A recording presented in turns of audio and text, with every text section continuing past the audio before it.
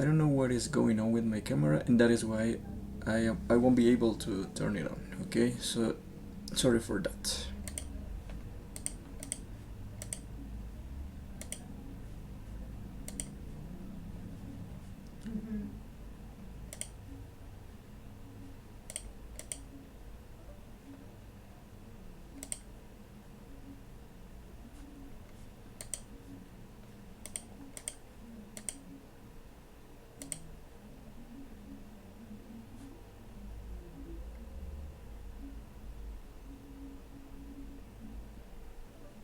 Okay, I am not able to share my screen. I don't know what is happening. Okay, let's join again. Okay, let's join back. I'm gonna close the meeting.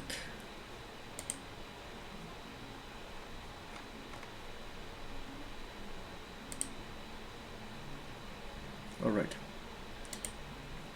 This time, I guess that you can see my screen, right?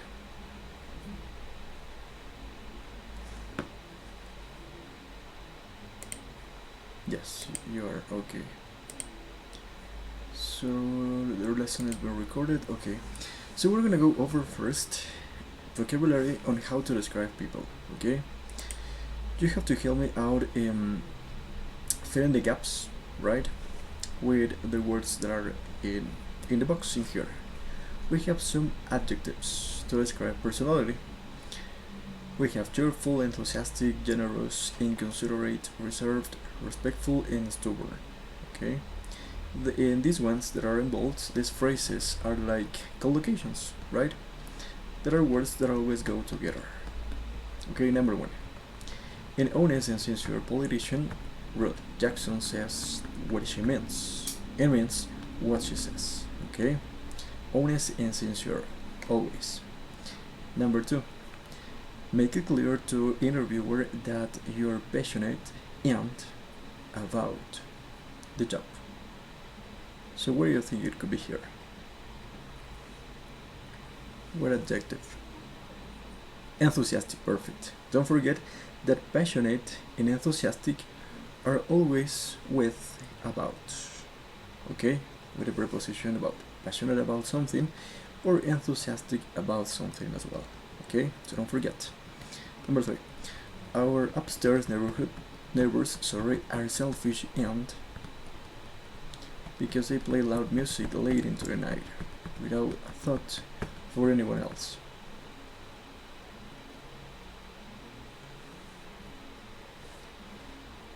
Inconsiderate. Yes, inconsiderate. Selfish and inconsiderate. Number four. Place a high value on good manners at his school. We expect pupils or students to be polite and towards each other at all times. Yes, cheerful, friendly, no. Oh yes, polite and respectful, yes, it is. Okay, that is. Number five. Lily is always so friendly and because she has a permanent smile on her face when she talks to you.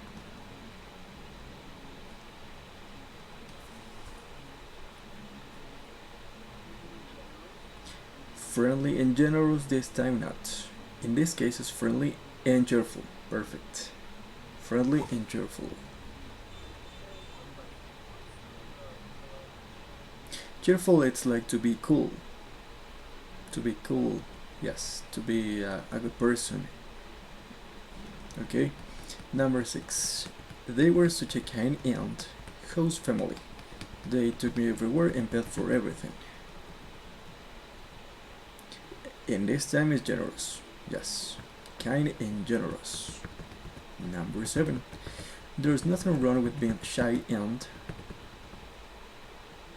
reserved. Okay, to be shy and reserved. And number eight, the last one. This is the tale. This is the story of a proud and king who listened to no one's advice but his own.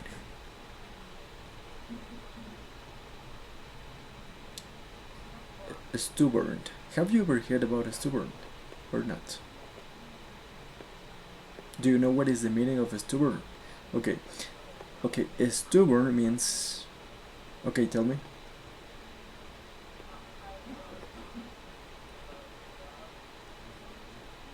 Okay, Proud and stubborn means orgulloso y necio, o terco. It depends on what you want to express. Stubborn means necio o terco. It depends, right? On the way that you want to express your message. Okay? Proud and stubborn. So let's go over the next part. In this part we have to classify the words that are in exercise 2 and 3 in the following chart, okay, with the following prefixes in, and in order to form the negative adjectives. So let's go over the first one. We have an example there. Ambitious, the negative way is unambitious, right? Let's go with decisive. What do you think it could be? Indecisive, perfect. Indecisive, okay. Mature.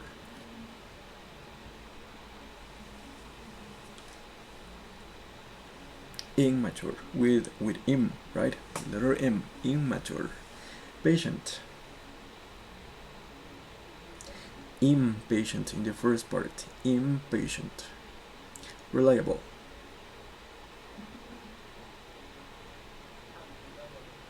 Yes, unreliable. Tolerant.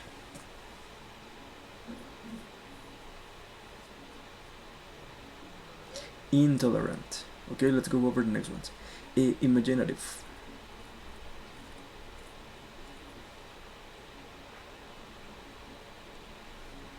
This one. Imaginative. What do you think it could be?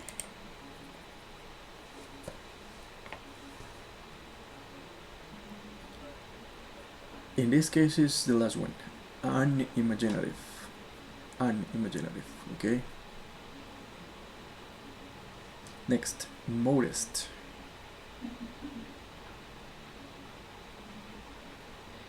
Yes, immodest with letter M. Immodest. WM. Okay, double M. Polite.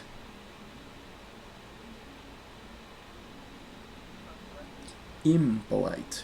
Im with letter M. Impolite. Sociable.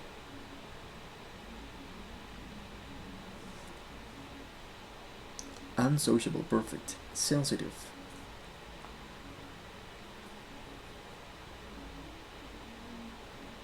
Yes, in this case, insensitive. Insincere.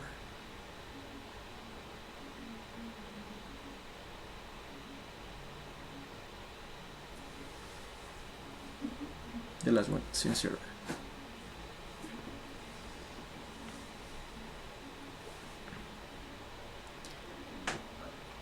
In this case, we use the prefix in, insincere.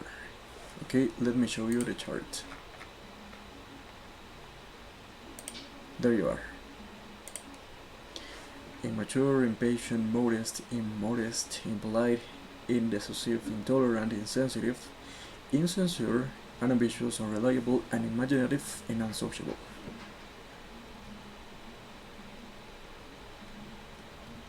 And that's it. Okay, so let me go back to this part and we're gonna go over the next part.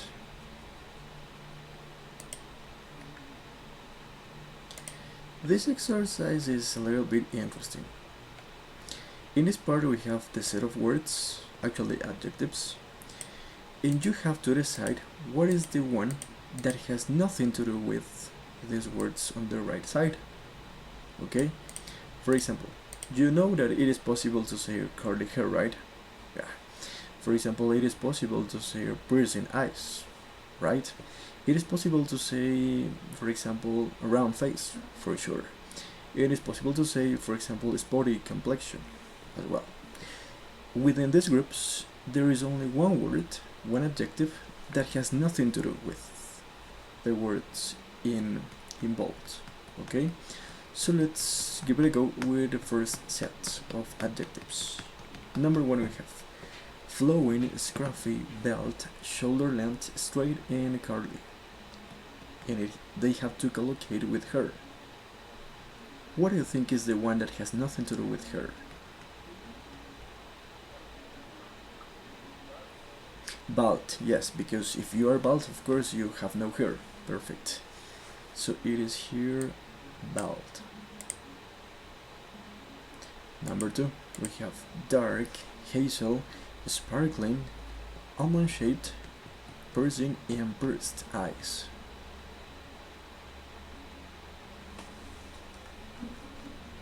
What do you think is the one that has nothing to do with eyes in this case?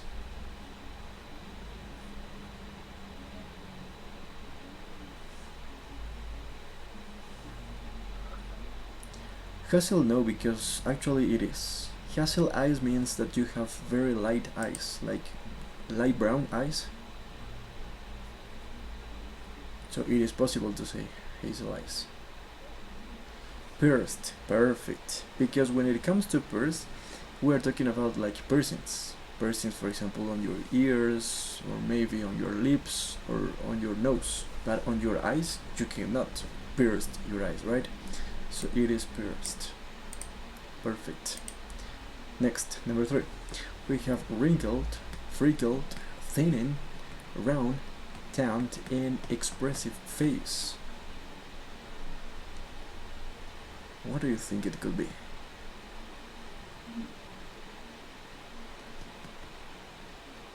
Expressive face, for sure. Tan face, for sure. You have a burned out from the sun, perfect. A round face, for sure. What about thinning face? Freckled, yeah, and wrinkled as well. So what do you think?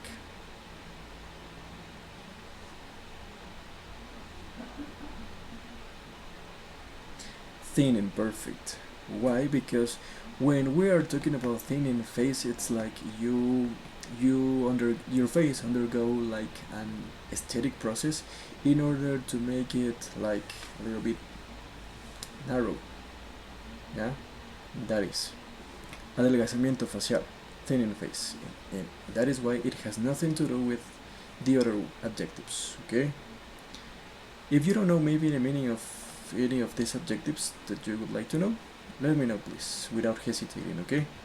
Number 4, we have the last one, complexion, right? We have smooth, pale, dark, healthy, well-built, and sporty complexion. What is the adjective that has nothing to do with complexion in this case?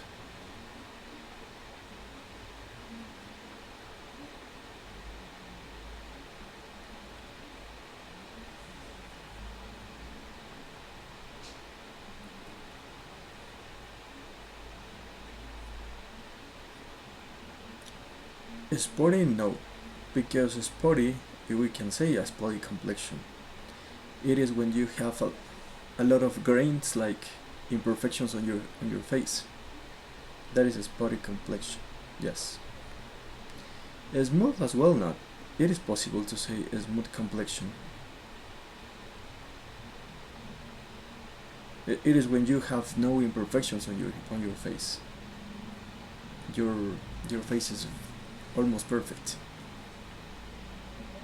Pale as well, yes, it is possible, because when, for example, when you are sick, when you are ill, your complexion it's like kind of pale, pálido, so it is possible to say. Dark complexion as well, it is possible. For example, in my case, right, dark complexion. Healthy complexion, for sure. The one that has nothing to do with complexion is well-built. Do you know what is the meaning of well-built complexion? It is when people used to have like her face or his face is very fitness, especially the chin, right? They have really her face really highlights from this part. This being marcada. That is why. Well-built complexion. Okay. Do you have any question regarding this part?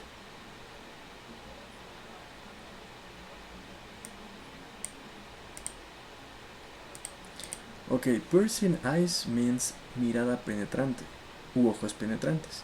But pierced eyes is like ojos perforados. It has nothing to do with, right? That is why. Okay, any other question? No? Okay, so let's keep moving on. Now it's kind of similar this part because you have to tell me, you have to try to guess what could be the difference between these words in the following groups. We have group number 1. What is the difference, my dear students, between fat, plump, and overweight? First of all, fat, you know what is fat, right? Gordo. What is plump?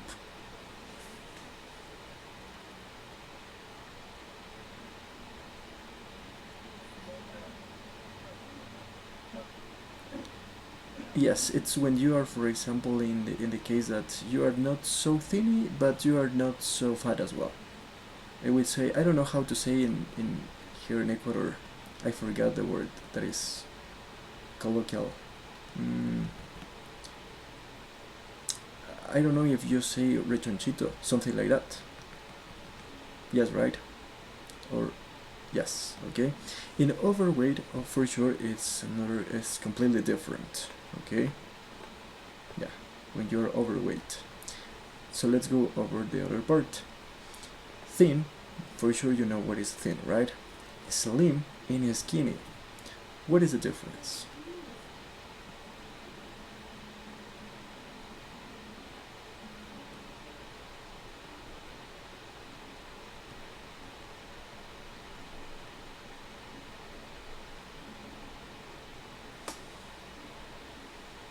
Okay, what is the difference between thin, slim, and skinny?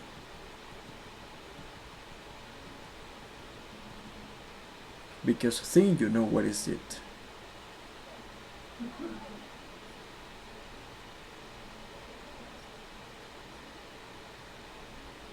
Yes, yes, when you are very, very thin, but extremely thin, right?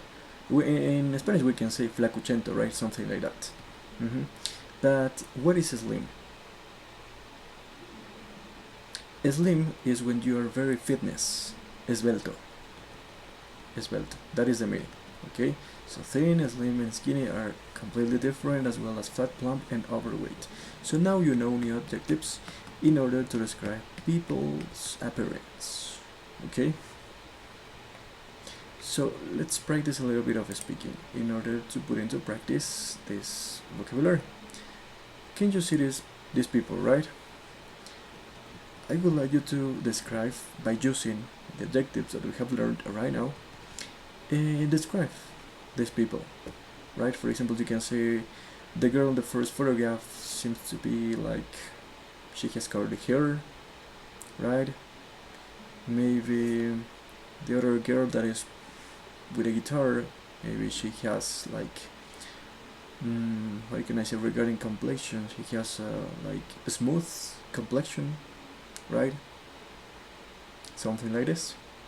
Okay, so please let's give it a go, Paula, please. Okay, try to use as much as you can the adjectives that we have learned.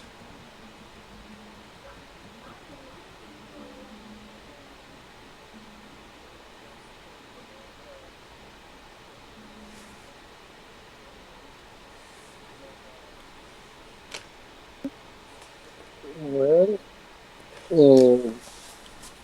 her face is very thin for me. Yes. Yes, they have a, a well built. Yeah, for example, for The, sure. their Yeah, complexion yeah, that is. is good. Okay. And and their hair is similar.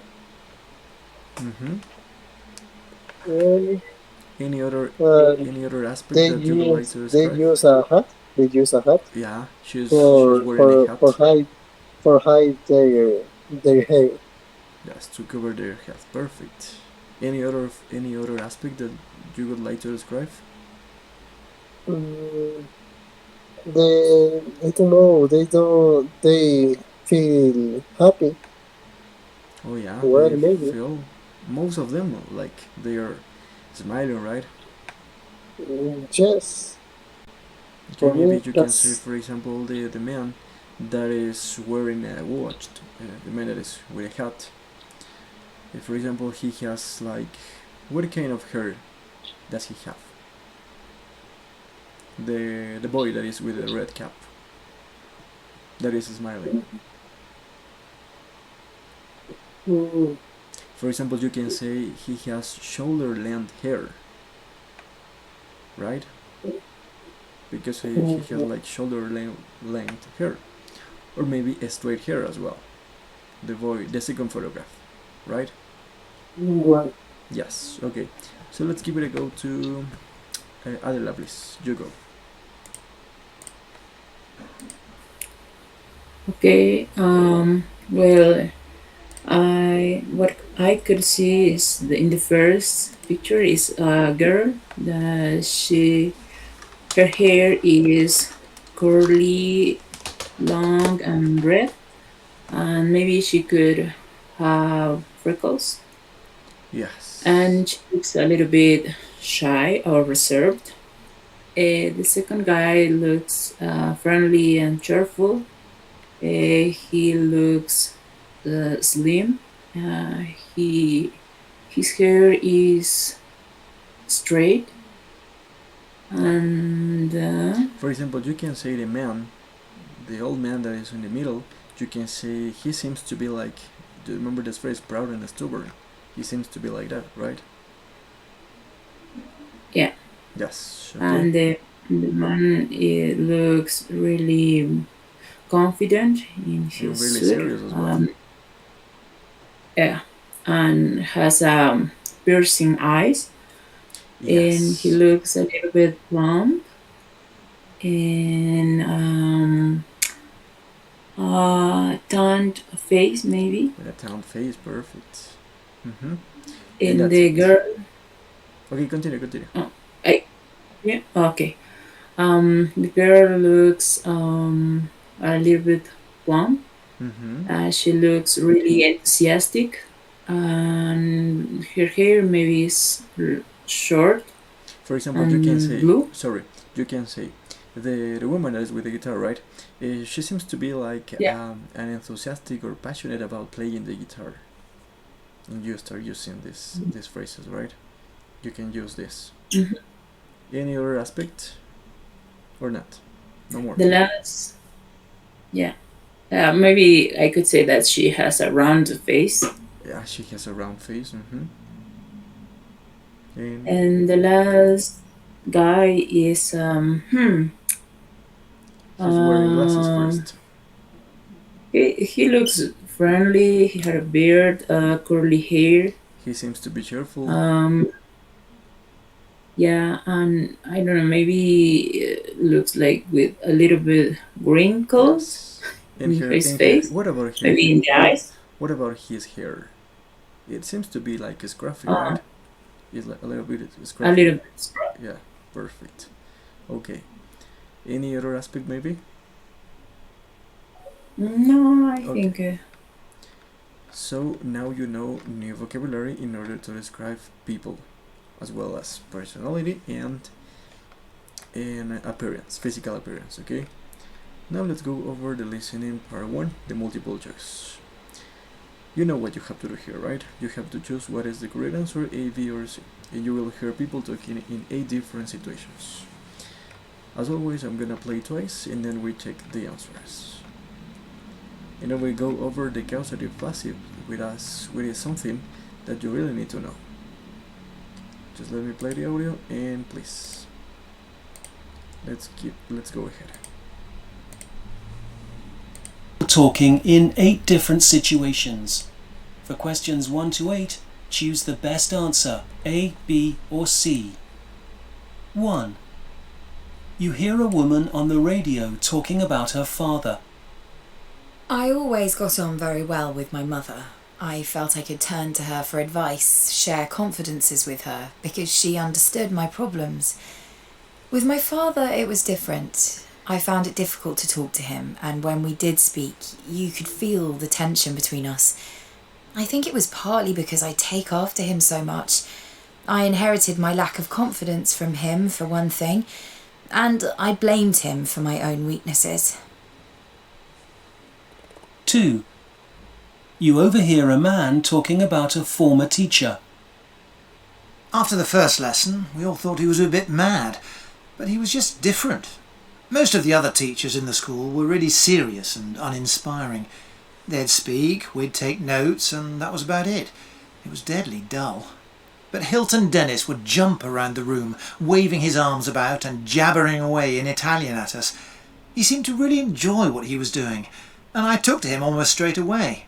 He managed to communicate his passion for the subject, and he got a lot of people interested in learning the language. 3. You hear a woman complaining about one of her employees. I'm going to have a word with Simon again. If it's not one thing, it's another. Is Simon the scruffy one? Yes, he is. That's not what worries me, though. He doesn't have any contact with the public, so I don't mind what he looks like. So has he been rude again? No, we managed to sort that one out. I took him aside a couple of months ago and had a long talk with him. He's been quite pleasant since then. But I need reliable people who turn up on time, and he's been late for work 3 times this last fortnight. I'm beginning to regret taking him on. 4. You hear part of a radio program in which a man is giving advice. Unfortunately, there's not always a direct relationship between hard work and good performance at school. Think how demotivating it must be for a young person to spend hours on homework and then get low marks for their trouble. Something like that can seriously affect their self-esteem and their confidence, so they may look for other ways to feel good about themselves. Let's imagine they come to you and say they want to have their nose pierced or get a tattoo done. Would you let them? Maybe not, but perhaps you should at least consider their motives for wanting to do so. 5. You hear 2 people talking about a friend. I've asked Lucy to choose a restaurant to go to for her birthday. Good luck with that.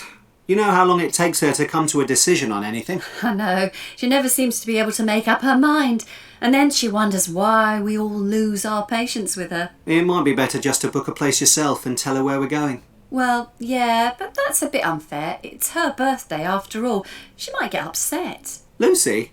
No. When have you ever seen her in a bad mood? True. Perhaps you're right.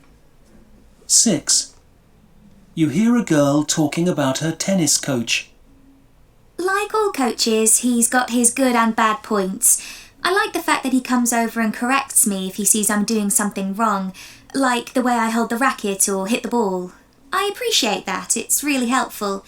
But I guess he can come across as a bit aggressive sometimes. He gets angry and shouts a lot if he thinks you're not trying.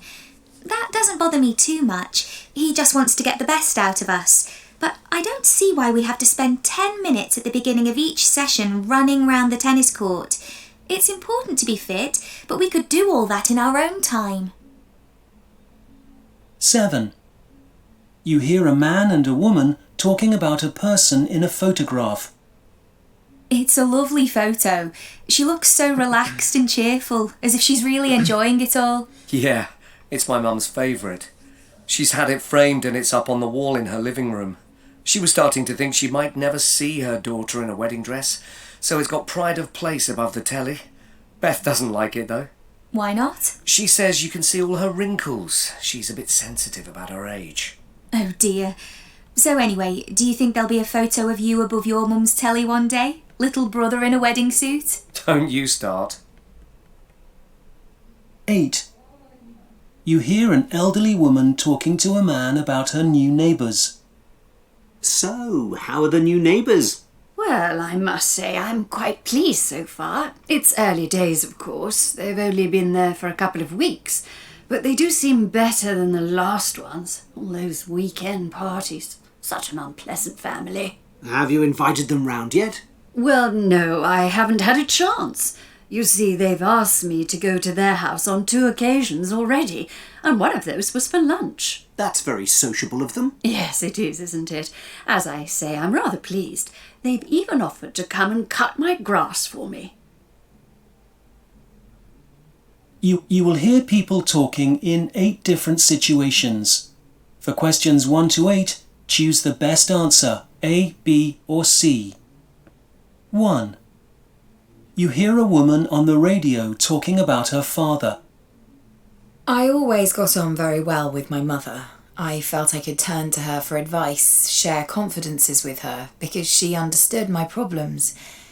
With my father, it was different. I found it difficult to talk to him, and when we did speak, you could feel the tension between us.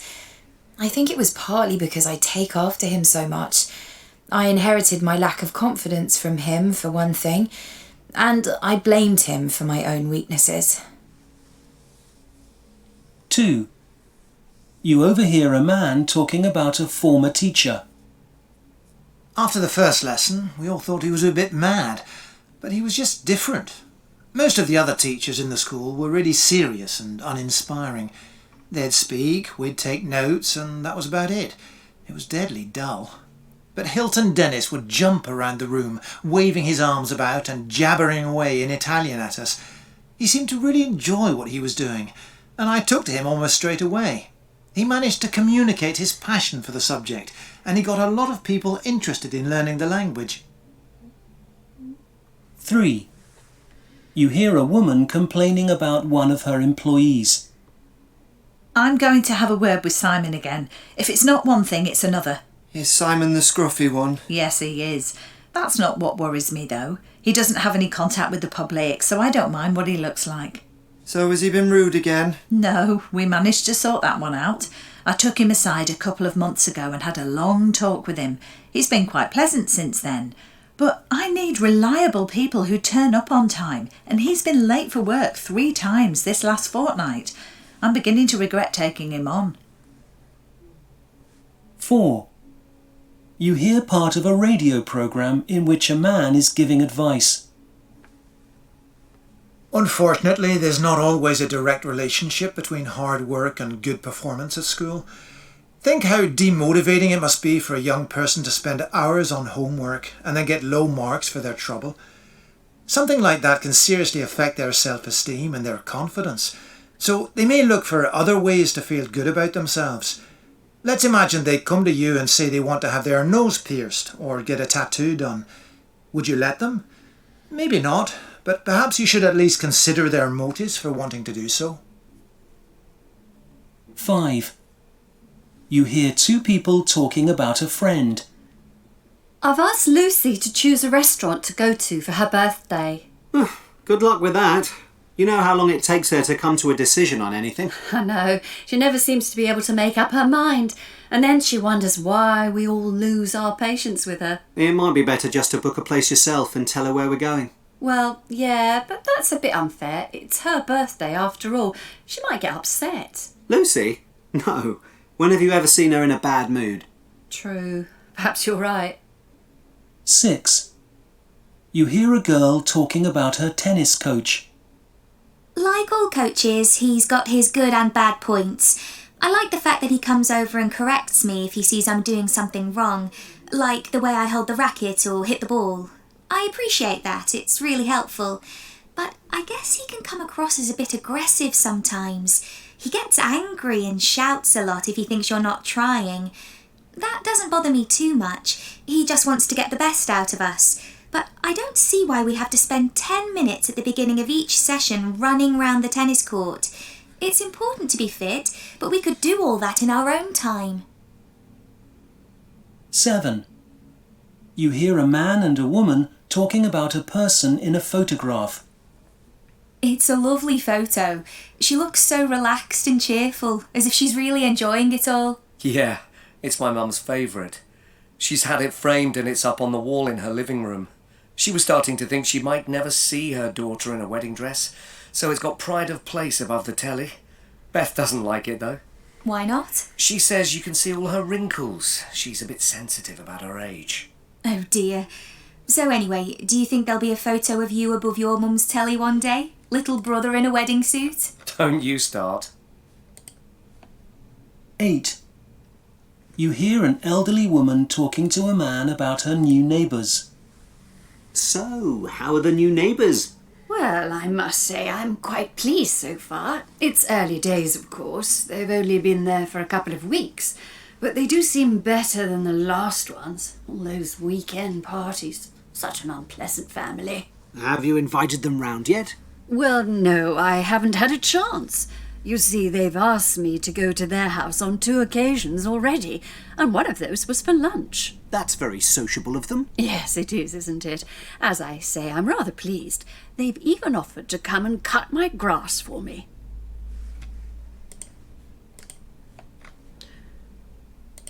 Okay, there you are the answers. Let me see.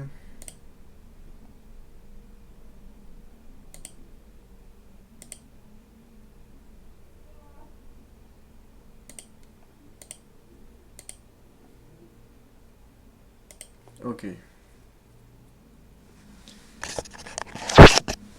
There you are the answers, okay? Number 1 was letter B. Number 2 was letter C. Number 3 was letter B. Number 4 was letter A. Number 5, as you can see here, letter B. 6 C. 7 A. And 8 V. Okay? So tell me, how many correct answers, how many right answers did you get out of 8? I got 7. Nice, ace. What about you, Paula? I got 5. 5, okay. Okay, you have to keep on practicing. Okay, let's go over now the causative passive, as I told you, okay? In this part we work with the verbs have and get. But first, let me show you a little bit of grammar regarding this part. First of all, I would like to know if any of you have ever heard about a causative passive. Never ever? Or maybe? No? Okay. So what are the causative passives? In this case, the causative passives are phrases like structures to indicate that the action is done for the subject by someone else and not by the subject itself, right? And the subject causes that the action to be done. What does it mean? We indicate that to show this part, to show that another person do something for you, okay? Or maybe something happens to someone, right? And in this case, the subject is not a person doing the action, right? The most frequent causative passive forms are used with, as you can see here, with have and get, which are exactly the same. It is only that have is more formal than get. That is the only difference, okay? So when do we use the causative passives, okay? We use for an arrangement, maybe it could be for an event, for a service, to talk about a service, and something like that, okay? For example, in this case, as you can see here, we have the following examples, which are the same, but using the causative passive, it evokes another meaning. For example, I repainted the windows, right? But it means that you did it by your own, by yourself. But if you say I had the windows repainted, it means that someone else did it for you. So as the structure is like this, you have to use have, right, or get, and then the object, it could be a situation or maybe a thing, an object, and then the past participle of the verbs, okay, always. As you can see here, we have another example. Get can be used instead of have because it is more formal, more informal. Where did you get your photos developed? Can you get what is the meaning of this question? It is not about the past, the simple past. For sure it is in simple past, but it has nothing to do with the simple past itself. Can you tell me maybe the meaning or maybe the translation of this question according to the causative passive? Can you work out the meaning? For example, I'm gonna provide you with another one. Let's imagine that you go to the hairdresser, right? You go to the hairdresser or maybe to the barber shop, right? And you say, Mom, I'm gonna cut my hair. But it is false because you are not going to cut your hair by yourself, right? It means that other person is going to do for you the action, right?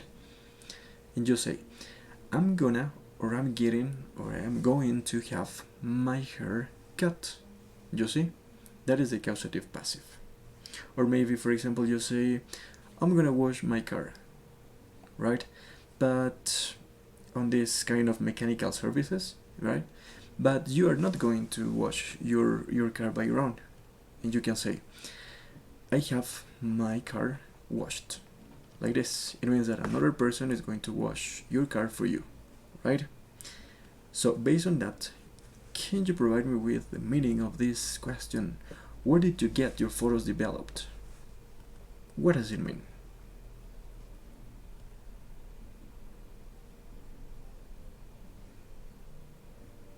Can you tell me maybe? Puede ser, it could be, ¿dónde fueron o han sido reveladas tus fotos? Yes, perfect. Because another person of other people developed the photographs for you, right? Perfect. Next. In this case of causative passives, all the tenses are adaptable to have and get. The present perfect, the simple past, the present continuous, and so on. All of them, all of the tenses. For example, this one is in present perfect, as you can see. We have just had our washing machine repaired. It means that other people repaired it for you. Maybe the handyman, right? Or maybe I am getting my hair done tomorrow. It means that you are gonna have your hair cut tomorrow, right? In some cases, the same structure is also used when it comes to events, but they are usually, there's most common, that they are unpleasant, which are outside of the speaker's control, right? For example, Johnny has his house broken into last week. It means that his house was stolen from him last week. Okay? It is not that difficult. You just have to follow the structure, the verb have or get plus the object and the past participle of the verbs. Okay? So in this part we have to practice a little bit this part of causative passives. Okay, we have to complete the following sentences with the correct form of the verb in brackets, but using the causative passive for sure. They want to have their nose and then we have pierce, or get, or which is the same, or have a tattoo, and then we have do. So what is the correct form of the verbs that is missing here? They want to have their nose pierced. Pierced, perfect. And the other one? Or get a tattoo done. Done, perfect. The past participle of the verb do. Number 7. The next one. She has had it framed, and it's up on the wall in her living room. Up on the wall. Framed. Framed, perfect. She has had it framed on a framework, and it is up on the wall. Perfect. Let me see. Let's go over the exercise 3. In exercise 1 and 2, right, from the sentences 1 and 2, you need to explain to me the difference in meaning between the two sentences, A and B, right? For example, in number 1, we have, he's repaired the car. And the other one says, he has had the car repaired. What is the difference in terms of meaning between he has repaired the car and he has had the car repaired? In the first one, he did it by himself. Yes. And in the second one, someone did it for him. Yes, someone else did it for him. Perfect.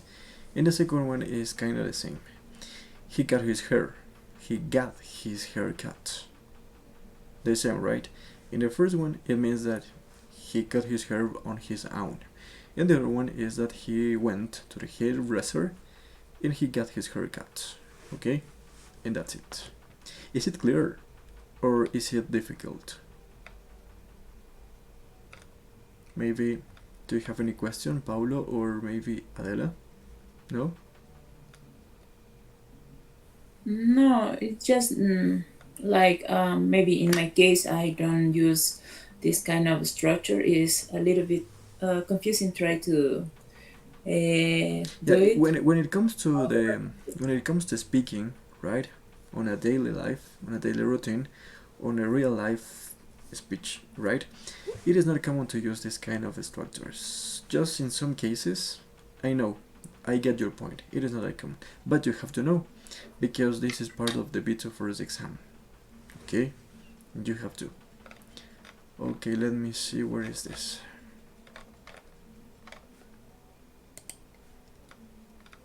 Okay, this one is ready. Okay. Now let's go over, I'm gonna show you how to write an article.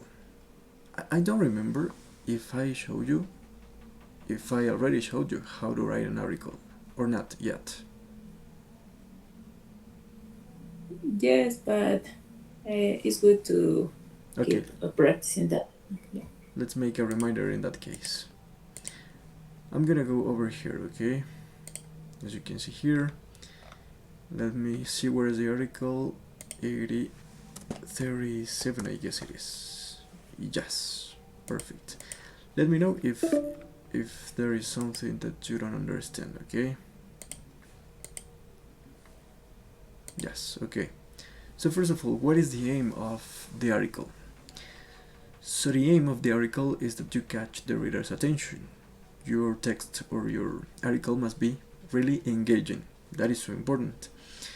You have to, as it is a personal text, a customized, tailored text, you have the choice to blow your creativity, right? So you are allowed to. You have to come up with a proper title, with a suitable title. The style of the article must be like kind of informal, and you have to keep on throughout your writing. You have to be neutral, okay, in order to connect with the public, and when you are addressing to the reader, you have to provide the reader with examples, maybe experiences, both personal and general, so the reader get engaged with what you are saying. Okay, you can use rhetorical questions. For example, have you ever been to this place, or have you ever thought about moving to the countryside? You can use also exclamations as well. For example, what a nice surprise. You have to include some kind of idioms or maybe phrasal verbs in order to provide your article with some good ideas. Okay, you can use as well adjectives in order to emphasize your examples and describe better what you want to express. Okay, and don't forget that you have to separate properly your paragraphs in order it is good for the reader. So what is the structure here? We have three main parts: the introduction, the body paragraphs, and the conclusion. What do you have to do in the introduction? You can introduce, or you can start by making or establishing a rhetorical question, or maybe introducing your topic in a general way. In the body paragraphs, it depends on the task. You have to develop your ideas by giving examples or providing the reader with some experiences, personal experiences, and maybe general experiences as well. It depends on the topic, okay, and the tasks as well. In the conclusion, you have to close your article by making like a balance of all what you have written about, okay, and you can get the reader, you can engage the reader in order to reflect or maybe to prove the experience, to give it a go to the experience that you have written. You have some language toolbox here, some maybe writing fillers. I used to call this like this. What is the first thing that comes to mind when you think of, right? Or maybe what was the best or the worst experience for me or for you, for example. You can use adverbs as well. For example, surprisingly, amazingly, sadly though, ironically, predictably, thankfully, immediately, unfortunately, and so on. When it comes to sequencing ideas, you can use phrases like this: at first, I thought, after a while, all of a sudden, when I finally. When it comes to introducing an example or an experience, you can use I remember one day when, or maybe a time in particular when. For instance, to give you an idea, I will never forget, okay? Other useful phrases you have here. It was a nightmare. For example, you are talking about a terrific experience, a terrible experience. I can't wait to, plus the infinitive. It means that you are looking forward to doing something. It was the best or the worst ever. Nothing could be farther from the truth. It means that it is 10% false, and so on. Okay? Let me show you here one model answer. Okay? Your task is going to be like this. You see this announcement in an English magazine. The most useful thing I own, or I have. What is the most useful object that you own? When did you first use it, and why is so useful? Okay, you have to write the article based on that. For example, the title is Music to My Ears. Okay? What's the first thing that comes to mind when you think of listening to music while running some errands? You see, you start introducing your topic very quickly, in a general way. And then you make your body paragraph by giving examples, providing the reader with some experiences that you have had in the past, and so on. And then you close your article by making maybe some recommendations or maybe some reflections for the reader. And that's it. Okay? So in this part we have the task. This is going to be your homework, okay? You set this notice on your school notice board. Articles 1, influences. The topic is the following. Which person has had a big influence on you? And how has this person influenced you? Okay, you have to write about that. You have to provide examples. You have to point out what is that person that has had influenced or has had a big impact on your life. And you have to write by using 140 and 190 words, no more than that. Okay? In this part you have one model answer. For example, the title is very engaging, as you can see. Cheer up, chicken. And you start describing. It's the introduction. Here is she has written, or maybe he has written, the writer, 2 body paragraphs, right? And the conclusion. So do you have any question on how to write an article? Any comment or not?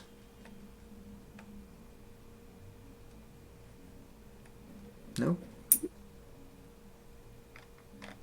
Okay, so in that case, let's go over the review, because we are about to finish this unit, the unit 6. So remember, that is going to be your homework, okay? Don't forget to send me through the WhatsApp chat. Relative clauses, we have to practice what we learned on Tuesday. The following sentence contain both defining and non-defining relative clauses. So what you have to do here is complete the sentence with an appropriate relative pronoun by giving alternatives where more than one answer is possible.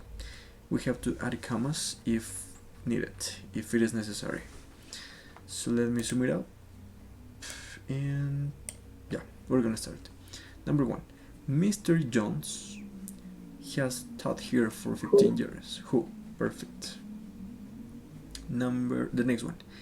At St. Mary's School, the school in, he began his teaching career in 1990.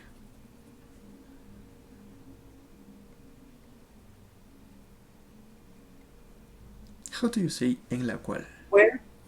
How do you say en la cual? In which, perfect, in which he began his teaching career. Number 2. Yesterday I spoke to the boy. He has just moved into the house on the corner. Who? Who, perfect, who. Next, do you mean the one? Mom looks like Meryl Streep.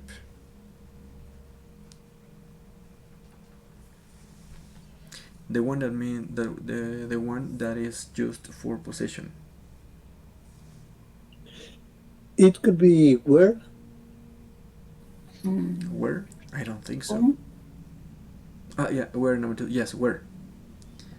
I spoke to the boy. No, where? No. We're talking about the boy.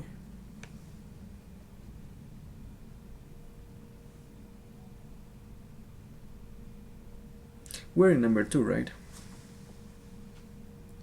In number 1 was the boy who has just moved into the house. In the second one, do you mean the one? Mom looks like Meryl Streep.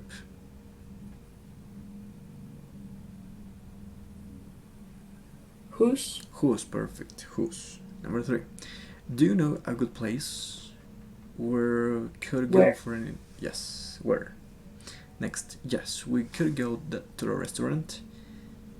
Has just opened in front in the street. That. It could be that. It could be that. Okay? Number 4. The reason we're going skiing in March is because it is much cheaper than... Why? The reason why, perfect. Number 5.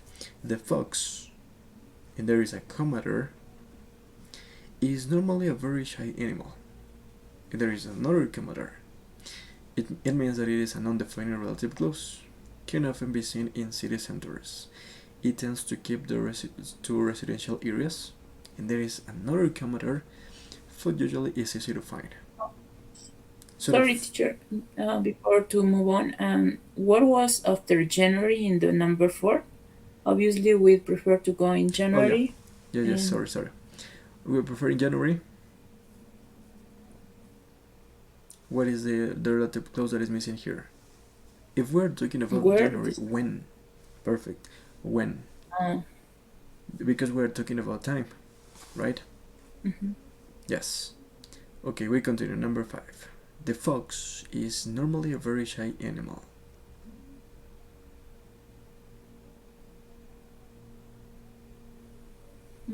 Which? Or that? Which, perfect. Which is normally. El cual es, right? Can often be seen in city centers. It tends to keep to residential areas. We're talking about a place. Where food is Where? usually easy to find. Nice, perfect. Number 6, where? You're the only student hasn't written the essay yet. Who hasn't? Who hasn't, perfect. What is more, it is the 3rd piece of homework in a row you haven't done. That? That, perfect, nice. Number 7, I lost that necklace I was wearing on Friday. That or which? That or which, perfect. I was wearing on Friday. On Friday made me very unpopular at home.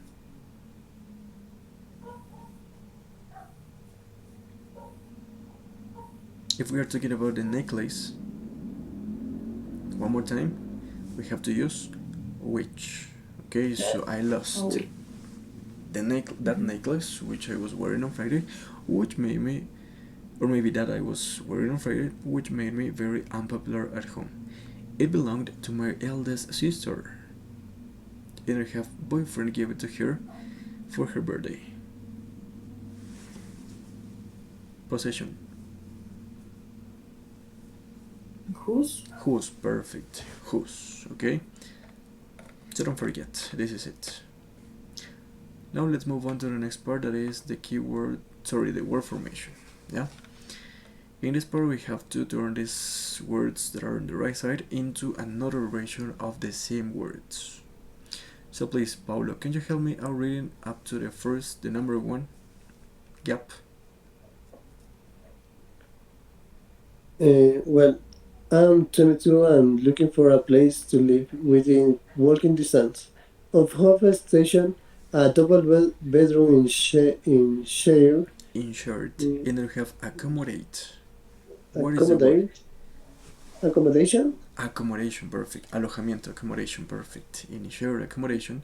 Continue, please. Would be ideal, and I can pay up to £500 a month. I'm a clean. And then we have rely. We need an adjective here. An adjective. It means that she is, or maybe he is, clean and flatmate. Reliable? Reliable, perfect. So I am a clean and reliable flatmate who always pays his rent on time. Those who already know me like my relaxed and easygoing and you have person. So what do you think it could be? So the people who already know me, those people like my relaxed and easygoing what? Personality. Personality, perfect. And the fact that I am usually, I know you know this. Cheerful. Cheerful, perfect. And rarely in a bad mood. Like most people, I enjoy spending time on my own now and again. But that certainly doesn't mean that I am in the regard sociable. The prefixes that we practiced. Unsociable. Unsociable, perfect. On the contrary, I am very, and I have Excited. Excited, perfect. I am very excited at the prospect of meeting new people who would happily go out with their flatmate once in a while. And I have occasion. Occasionally. Occasionally, perfect. Occasionally. Cook a meal together in a flat. I am pretty useful in the kitchen, by the way. I am a newly qualified civil, and I know you know this one. Engineer. Perfect. Let me show you just in case. Okay. So you can check the spelling. Accommodation, reliable, personality, cheerful, unsociable, excited, occasionally, and engineer. And that's it.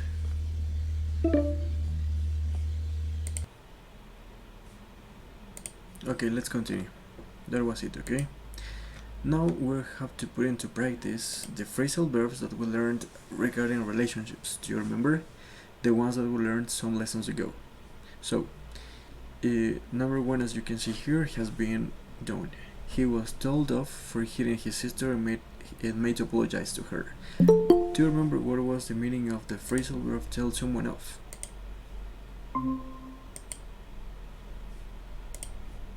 What was the meaning of tell someone off? Regañar. Yes. Number two.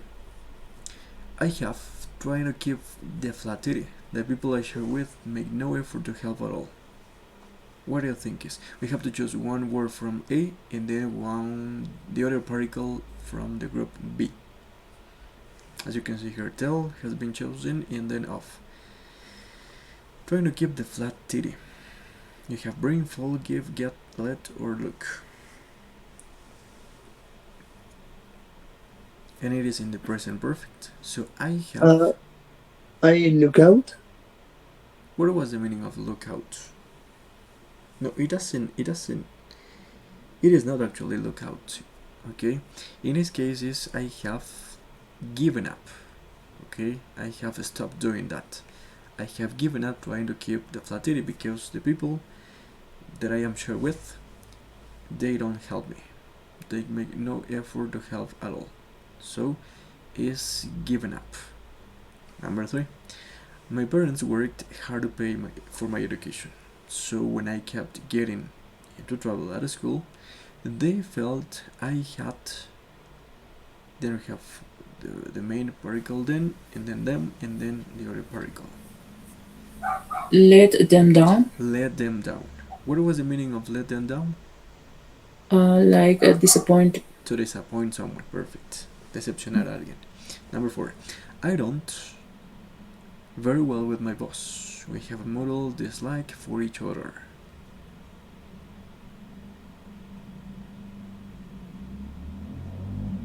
Very easy.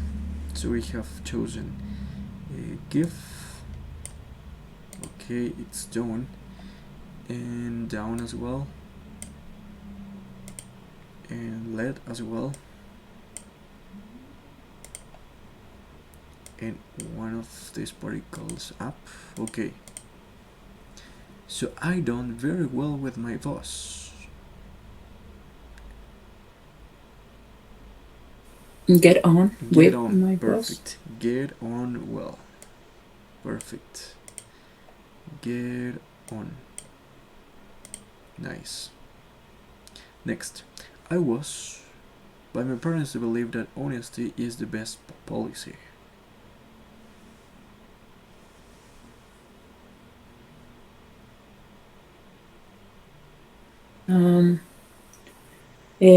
Bring up.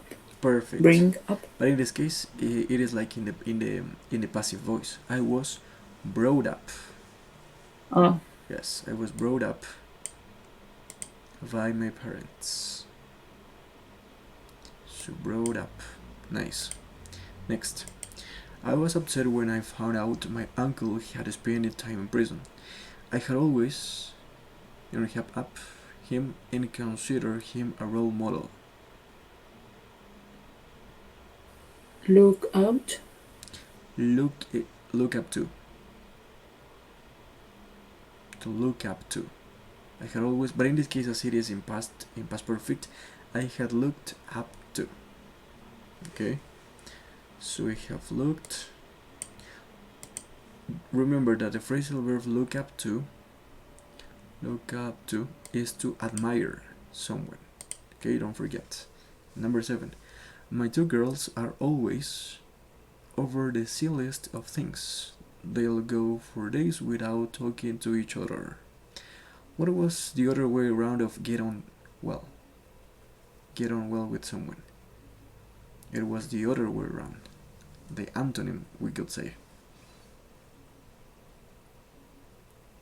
Do you remember?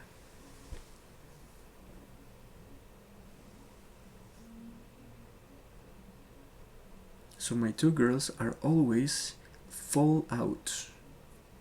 Get on well with someone and fall out with someone, okay? So my two girls are always falling out over the silliest of things. They are having arguments each other, okay? Number 8. We have had our problems, but we have always managed to. And the other one, what is missing? The only one that is missing. Sort them out. What it was to sort out? To solve problems successfully, right? Sort something or someone out. Let me show you. Okay, number 1, he was told off. Number 2, I have given up. Number 3, let them down.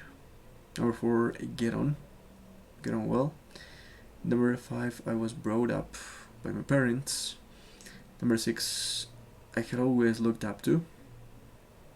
Number 7, falling out. Number 8, sort them out.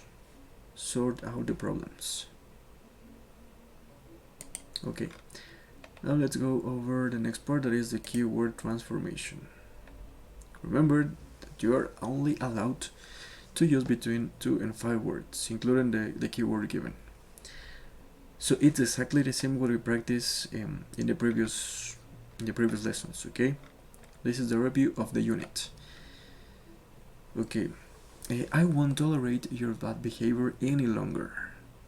It means that you are not willing to tolerate your bad behavior anymore. So, I refuse to what? What was the phrasal verb that means to tolerate? Do you remember?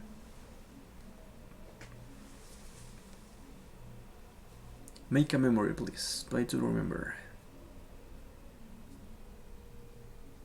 I refuse to what?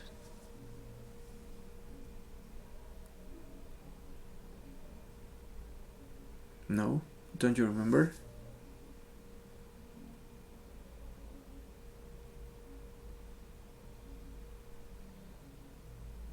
Maybe Adela or Paulo, do you remember? What was the phrasal verb that means to tolerate someone or something, maybe? It starts with put, for sure. It could be I refuse put in. Do you remember put up with? That is. So I refuse to put up with your bad behavior any longer. Okay? Don't worry, because at the end I'm gonna show you the answers so you can check the spelling. So don't worry about that. Number 2. We can make an omelette because we don't have any eggs left. So we can make an omelette because we have what? run out. Yes, we have run out of eggs. Nos hemos quedado sin huevos, okay? We have run out of eggs. Perfect. Number 3. You shouldn't follow Petra's example. So Petra is not a person. Here we need a relative clause. So Petra is not a person. An example to follow.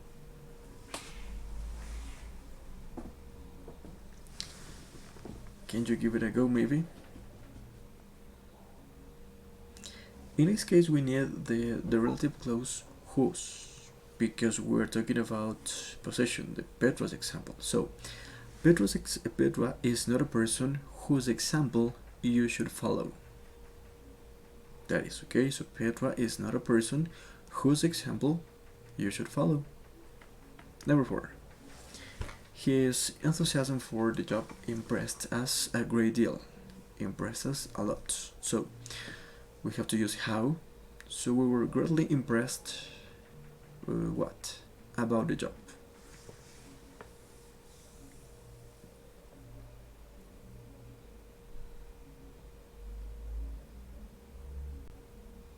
Maybe an idea? I'm gonna provide you with a clue. After impressed, we can use the prepositions at or by, or maybe with. It works with any of those prepositions. Impressed by, impressed at, or impressed with. But then we have to use how. Do you remember the phrase that we learned at the very beginning of this lesson? How enthusiastic he was, or he is, about the job. Okay, so we were greatly impressed by how enthusiastic he was or he is about the job. Okay, number 5. A friend is coming to repair our roof the next week. This is the causative passive. Okay, so we are getting what? I know you know this one. Please tell me,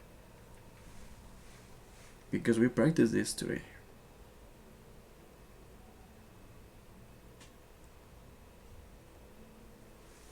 We are going to come by a friend. The causative passive, my dear Paula. Don't you remember what we learned today? Today we learned about causative passives. When you get something done by someone else. So the answer here is, we are getting our roof repaired by a friend next week. Okay? It means that someone else is going to repair our roof. So we're getting our roof repaired by a friend. We use the structure get, and then the object, and then the past participle of the verbs. Okay? Number 6. We don't want a complete stranger to do it. So we don't want, one more time, the causative passive.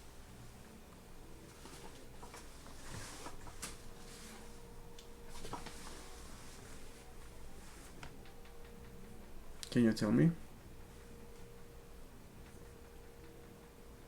As in here, there is no object mentioned because it only says we don't want a complete stranger to do it, but we don't know what, right? We have to do the same.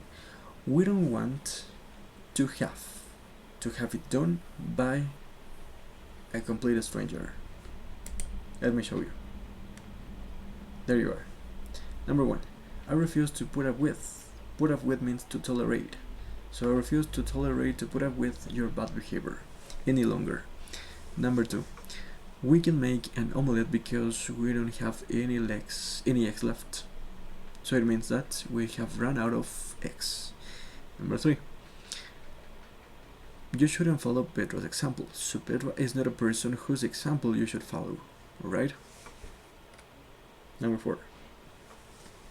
We were greatly impressed by, or impressed with how enthusiastic you are or you were about a job. Okay? Don't forget. Number 5. The causative passive. We are getting our roof repaired by a friend next week. And the last one. We don't want to have it done by a complete stranger. One more time, it is the causative passive. We use the verb have, the object in this case that is it because we don't know what it is, and then done, which is the past participle of the verb do. By a complete stranger. Okay. And maybe do you have any question, because I know that it is very difficult for you because you are starting to recognize patterns. Do you have any questions? Would you like to know why? Why is the reason of every single answer? Or is it everything clear? Let me know, please. Feel free to do it. No? Well, I think that it's a combination about all the unit, Yes. and I get a little confused Oh, with some answers. yeah, because Uh, it is the review of the unit. Yes, and Oh, I feel lost because I try to concentrate in one topic, and that's my fault. oh yeah. Yes, I know. Mm, Yeah, I need to practice more. yes. But it doesn't matter as well as you keep on practicing, okay? Yes. Okay. Let me see. Let's go over the informal part. The informal email, sorry. The writing part. I remember that I showed you. Yes, I did show you how to write an informal email. Remember, please, don't forget this. An informal email and a letter, or an email and letters are exactly the same. It's the same structure, okay? So don't forget, always. So the task here is to write an email, a reply, on this part. This summer you're going to spend 1 month studying English in an English-speaking country, in a native country, right? So you read this part of an email that you have received from your host family, from the family that you're going to live in, and you have to write your reply to them, and you have the task here, okay? We have your personal details, but perhaps you could tell us a little more about yourselves. So this family is asking Kate, in this case, in Andy, for them to provide them with some personal details, okay? How would you describe your personality, and what kind of things would you like to do when you are here, okay? As you can see here, I would like that you use, when you're writing this email, that you put into practice all of the vocabulary that we have learned during the unit, if possible, okay? These phrases to describe personality and physical appearance that we learned today, and the other one, the phrasal verbs, and so on. Because remember, in an email or in a letter, you are allowed to write using phrasal verbs, collocations, idioms, and so on, except for the letter of application, when you are applying for a job, when you are writing your letter for applying to a job, because it is very formal. That is the only one exception, okay? And yeah, that will be it. The next lesson we continue with this part. Maybe do you have any questions? Okay, so don't forget, you have 2 writing tasks as a homework. The informal email in this case, and the other one that was your article, okay? So please, don't forget. Do you have any questions, any comments on today's lesson? Let me know, please. Otherwise, turn on your cameras, and that will be it. I'm sorry. No? Don't you have any questions, any comments? So I hope that everything is clear.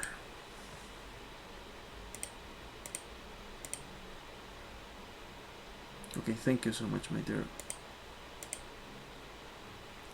Okay. Let me take the screenshot and you can leave. Okay.